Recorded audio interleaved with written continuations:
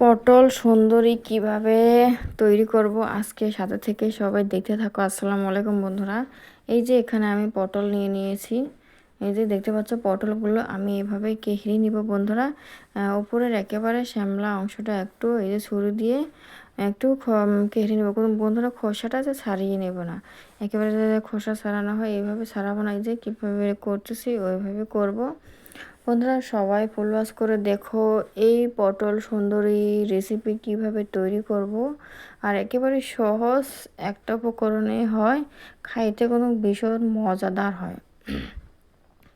এই দেখো এইভাবে ছুরি দিয়ে করে নিচ্ছি। নিয়ে এই যে এইভাবে একটু একটু হালকা করে ছুরি দিয়ে হালকা করে এই যে কেটে নিচ্ছি। তুমি দেখতে পাচ্ছ না, ছুরি দিয়ে হালকা করে এইভাবে কেটে নিতে হবে। পটলের দোনো সাইডে ভালোভাবে এইভাবে ছুরি দিয়ে হালকা করে কেটে নিব। এখন এই পিঠে ভালো করে ছুরি দিয়ে কেটে নিচ্ছি।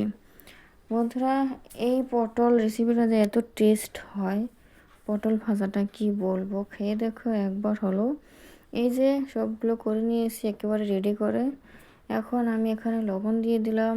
বন্ধুরা দেখতে পাচ্ছ, সবাই ভিডিওটা ফুল ওয়াচ করে দেখো, কেউ স্কিপ করো না।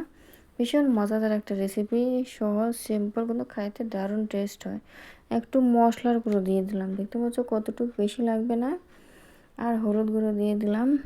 এখন ভালোভাবে মেখে নিব, খুব সুন্দর করে মেখে নিব। পটলগুলো ভালো করে মেখে নেব। তো চাইলেও অনেক কিছু আরও বেশি করে পটলগুলো ভাজতে পারো। আমার যতটুকু লাগবে আমি অতটুকু করব, তার জন্য একটু কমিয়ে নিয়েছি।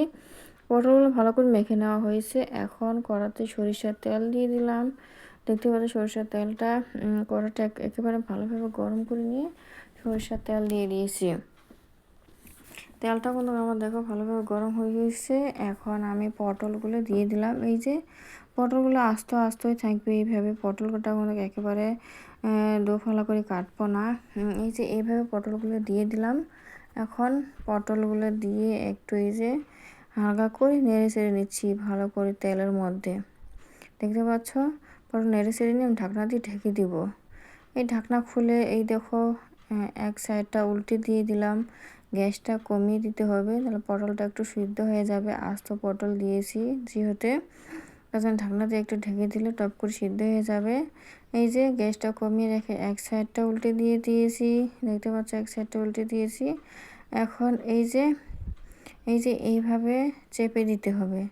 দেখতে পাচ্ছ, ভালোভাবে একটু খুন্তি দিয়ে খুব সুন্দর করে চেপে দিব, তখন পটলটা একটু চ্যাপটা হয়ে যাবে, তখন দেখতে ভালো লাগবে। এই যে এইভাবে চেপে দিচ্ছি, এইভাবে চেপে দিতে হবে, তখন পটলটা চ্যাপটা হয়ে যাবে, দেখতে ভালো লাগবে, ভাজাটাও খুব সুন্দর হয়ে যাবে। কিন্তু দেখো কত সহজে পটলগুলো তৈরি করা যায়। এই যে পটলগুলো হাত দিয়ে চেপে দিচ্ছি, খুন্তি দিয়ে ছুরি, বন্ধুরা খুন্তি দিয়ে চেপে দিচ্ছি। গ্যাসটা এখনও কমিয়ে আছে, গ্যাসটা কিন্তু এখনও পুরোপুরি ভালোভাবে বাড়ি দেয়নি। পটলটা সিদ্ধ হওয়ার জন্য গ্যাসটা কমিয়ে দিয়েছি। এই যে এইভাবে চেপে দিতে হবে, তাহলে ভালো হবে। পটলগুলো ভাজাটা ভালো হবে, তখন চ্যাপটা হবে, তখন মুচমুচে হবে, খাইতেও ভালো লাগবে। বন্ধুরা এই যে এইভাবে খুন্তি দিয়ে চেপে দিয়েছি। এখন এই দেখো খুব সুন্দর করে উল্টিয়ে পাল্টে একেবারে লালচে লালচে করে পটলগুলো ভেজে নিয়ে নিলাম। পটলগুলো দেখো কত সুন্দর করে ভাজা হয়ে গেছে। এখন নামিয়ে নিব আমি, কিন্তু খুব সুন্দর করে পটলগুলো ভেজে নিয়েছি। একেবারে কি বলবো বন্ধুরা, এই যে দেখো পটলগুলো হয়ে গেছে। এখন আমি পটলগুলো নামিয়ে নিব। বন্ধুরা পটলগুলো নামিয়ে নিচ্ছি, দেখতে পাচ্ছ খুব সুন্দর হয়ে গেছে একদম ভাজা। এইভাবে একবার হলেও ট্রাই করে দেখো পটল ভাজা রেসিপি। বন্ধুরা কি বলবো, ভীষণ মজাদার হয়, টেস্টি হয় এই পটল ভাজাগুলো। আর খাইতে তো কী বলবো, অসাধারণ টেস্ট হয় এই পটল ভাজা রেসিপিগুলো।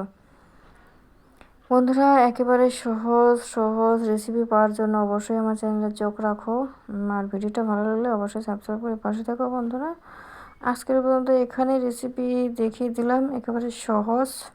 বন্ধুরা সবাই ভালো থেকো, সুস্থ থেকো, আল্লাহ হাফেজ, টাটা।